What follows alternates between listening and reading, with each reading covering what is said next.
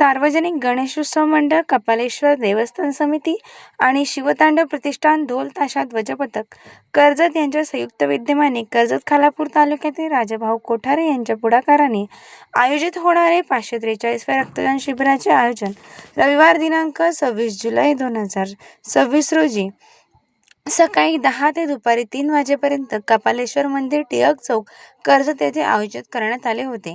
या प्रसंगी एकूण 38 रक्तदात्यांनी रक्तदान करून सामाजिक, राष्ट्रीय व मानवतावादी कार्य करून सहकार्य केले। तसेच 14 रक्तदात्यांचे हिमोग्लोबिन कमी भरल्यामुळे त्यांना रक्तदान करता आले नाही।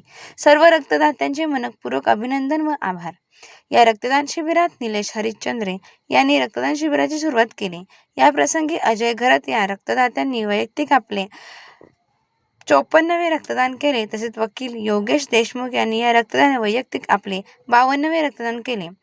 अक्षय सुरेशभाऊ लाड या रक्तदात्यांनी वैयक्तिक आपले 26वे रक्तदान केले। त्याबद्दल या तिघांचे विशेष कौतुक व अभिनंदन।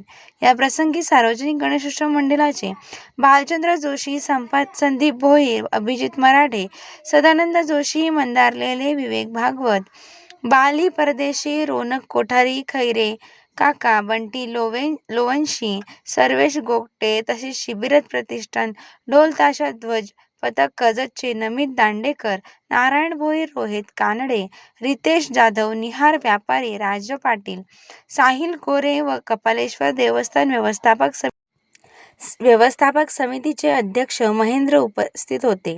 या सर्व उपस्थितांचे मनःपूर्वक आभार।